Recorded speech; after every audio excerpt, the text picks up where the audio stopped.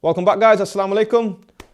Today we're going to be talking about switch hitting. Okay, don't you just wish you were able to switch hit, bang, from there go to here, bang, bang, bang, change, keep changing, bang, bang, there, bang, bang. Stay tuned. Let me give you some tips. Okay, let's get straight into it then. So switch hitting looks amazing, right? So the likes of Crawford, they can just box from one angle, all of a sudden they're boxing the other down and they look so comfortable. Okay, not everyone can switch hit. Okay, and if you can switch it, do so. Practice it, improve it, because then you got two ways of attacking. Does that make sense? There's more tools in your toolbox. Simple as that. Okay, and a lot of people I've noticed will discourage their students from doing this. Okay, what I've learned over the years is when youngsters come to my place, I watch them and they naturally will move to different stances. Now I do emphasize on perfecting one style. So I say to them, stay in the orthodox and practice that style. But once I know that it's coming natural to them, then I give them the freedom to say, look, right, okay, I've seen you sparring and you keep switching, okay? Fair enough, switch. But understand that when you're in this stance, this is a 1-2 combination. When you change stance, the combination changes from this, okay? So as long as they can do that, let them improve it, okay? And some of the kids enjoy it and they can pull it off. Some who can't, then I will say to them, right, let's get back to basics. Let's perfect your one stance and take it from there.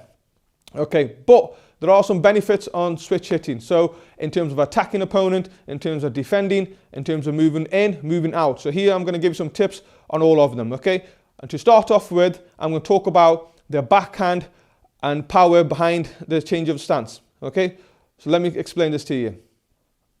Okay, so I remember Mike Tyson used to do this a lot, and I made a video on the Mike Tyson combination when he would change stance and deliver more power in the left hook. But other people like Marvin Hagler would do this brilliantly, okay? So Marvin Hagler would be in a southpaw stance like this, okay? So as soon as he would throw the big left hand, instead of throwing a big left hand and bring you back to the stance here, often he would throw the big left hand, he would change stance, and now the right hand is coming from the back position rather than the jab position here, okay? So once he's thrown the left hand, he'll change stance with the left foot.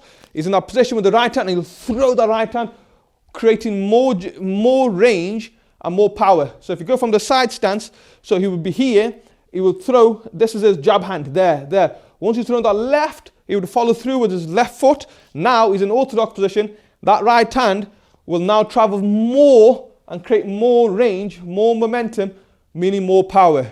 Okay, so when you watch Hagler, watch how he moves around.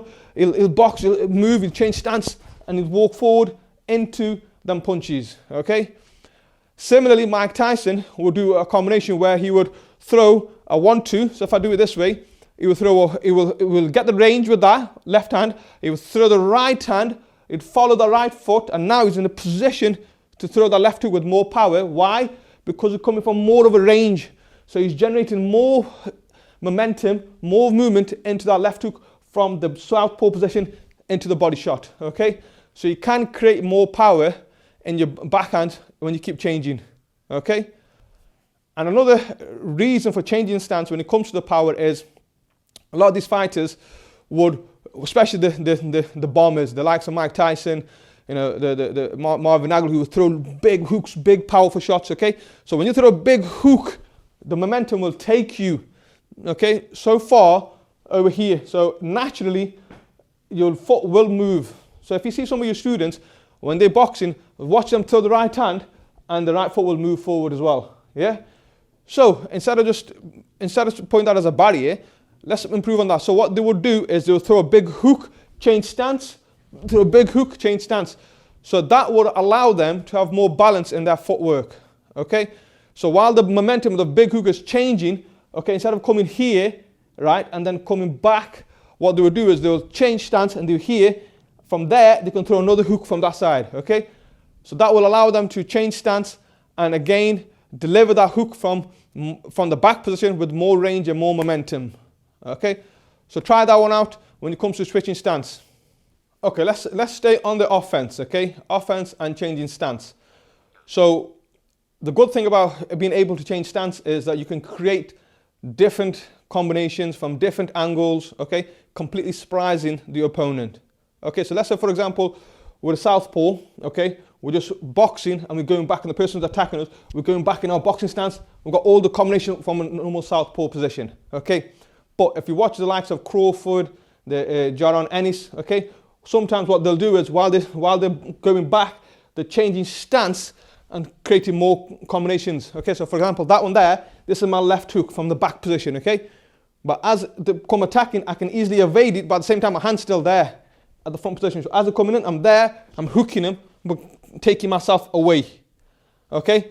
A lot of times, they will change stance to do the backhand. So while they're boxing here, as the person moves onto them, they change stance and attack forward again, okay? So it's just creating that element of surprise in a combination.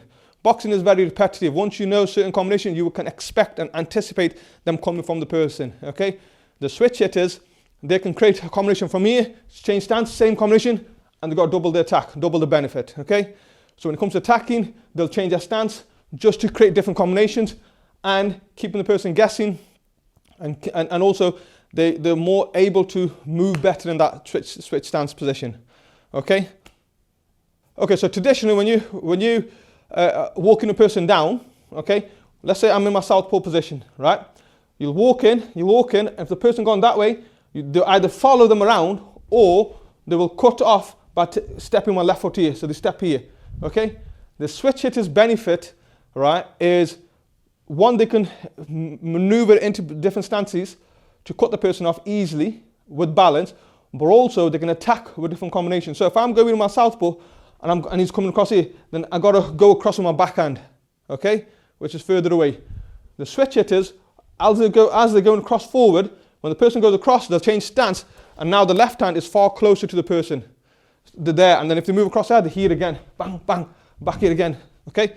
So switch hitters will nicely move along, change person here, the person goes on there, they go back here again, and eventually, while they keep changing stance, they're able to hit with both hands easily, putting the person under pressure, adding that bit more, like I say, element of surprise to it, and confusing the person of what stance they're in. Because when they change stance, you automatically think, okay, they've gone into a different stance, I got to change mine. So that's putting them off their game, making them think, okay, and making them confused. So cutting an opponent off, changing stance is brilliant. Crawford does this brilliantly. Watch some of his videos, you'll see him cutting people off in his changing stance position, okay? Try it out. Okay, so when moving forward, you want to move with balance, okay? You want to make it easy to move as well. And sometimes people can overthink it, and when they're in the boxing stance, they're always going forward in the boxing stance, and some can do it easily, but some will struggle with it, okay? Because they're not very comfortable in it. What I've noticed, I saw some of the boxers, like Duran, like Hagler, when they're actually moving forward, okay, they're walking the opponent down, okay? So they're actually walking rather than always doing this with their boxing stance. They're there and they're walking, and then once you get there, then they can attack whatever stance they're in, okay? So Duran would do it, okay? I've seen Mike Tyson walk forward with a stance, especially those fighters that want to get in, okay? So if your style is to get in, okay? So instead of just keep walking in your boxing, keep moving in your boxing stance. Once you're here, walk forward, you know, and then see if you can get in there, okay? Now, I've had a client that wanted to improve on his footwork, okay, recently, and when I was trying to teach him the boxing stance of going forward and back in your boxing stance, okay, they focused so much on that when they were doing the pad work, they stood in that position and they would walk in that position, but they were getting stuck. So for example, if I'm facing this way, for example, as I was moving back, expecting him to move forward, he was coming in the boxing stance like this, okay, so his body's actually facing here, but he was coming here just so that he was emphasizing on that boxing stance, and he was overthinking it, therefore his footwork was even worse. So I said to him, look, stop. When you're walking towards, when you got to come towards me, when I've asked you to come forward, I want you to get in your boxing stance, I want you to walk forward. Once you're close, then you're in boxing stance, then throw the punches, okay? Once he started doing that, it looked much easier for him to work, and he was moving more with balance and in position. So as he was walking forward, his hands was up, he's walking forward, and then he was here, okay? Rather than doing this, okay? Doing this. So literally his back foot would go too far forward, and his body would be here, but he was trying to come across here. It just looked awkward, okay? So try it out. When you're in boxing stance, just walk forward, walk forward. Once you're close enough, then you can box. And that's what some of these boxers will do, okay? To make it easier for them, more balance. Okay, at the end of the day, you got to make the boxing easier for you. Remember that. Okay, so defensively, changing stance can help you as well, okay? I talked about how a lot of people will as they're walking back, they change stance and they can offload a different punch, add a new combination, for example, new element to the attack, okay? But in terms of actually just getting away from people, it can help you, right? Because you've got more balance. Now, naturally, some of us, especially the novices, when they, we teach them to go back in their stance, forward in their stance, back in the stance, forward, which is absolutely fine, okay? But if you notice some of these kids, when they gain attack, they'll change stance, they'll walk, okay? Why? Because it's natural to them to go into that position and just walk off, okay? Now, sometimes I used to say to the kids, don't walk off, I want you back off. When I used to watch them, they used to get hit while they're backing off. And when they're walking off, I used to think, well, no, they're not getting hit. So at the end of the day, boxing is about hitting and not being hit. Okay? As long as you got composure and you got balance and you're walking off, you're evading punches, why not? Okay? So, what I noticed, a lot of people will lean back here, and from there, asking them to go back with the boxing stance was harder. Okay? So, you'll see some of these boxers, when they're leaning back here, they'll change stance, and then it's easy to walk off. Okay? It's easy to skip off another person's stance. Now, another way of doing it is from here, where they're just boxing and then you just change stance, and here they keep changing stance and they cover more space by changing stance rather than quickly stepping back, okay? Some people do this naturally and easily, make it look easy, okay? If you can't change stance, don't worry, you just continue doing what you're doing, move back and forward in your stance, okay? Now, I used to watch a lot of Muhammad Ali videos, okay? And I noticed Muhammad Ali would do a little sequence, okay? So, Muhammad Ali would use a switch stance to get away in his favor. Okay, so I'll give you an example. So Muhammad Ali would be here and he would throw a lot of punches and he would lean back a lot. Okay, a lot, he'd be up here, really, really back. Okay, so from there, okay, what he would do, instead of going back in your boxing stance, because obviously he would lean back, especially this way towards my left body now. My left body is going towards, my balance is going towards my left side. So what he would do to counter that is, as he would go here, he would step to the left with his left foot. Now, my body's still here, but it's more comfortable. Why? Because my left foot is there. Okay? So watch that again. So from here, so he's boxing, all of a sudden he leaned back here. And from there, he would step back to left foot. And from here, he would switch away in his southpaw stance. Moving away, okay? Now, once he gets to that point, you'll see a movement that Muhammad Ali would do all the time.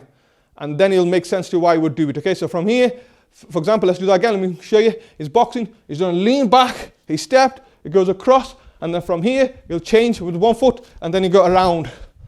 Okay, so let me go do that again. So he's boxing, throwing punches. He lean back, step out. And then from here, then he go across. Then he can bounce across there.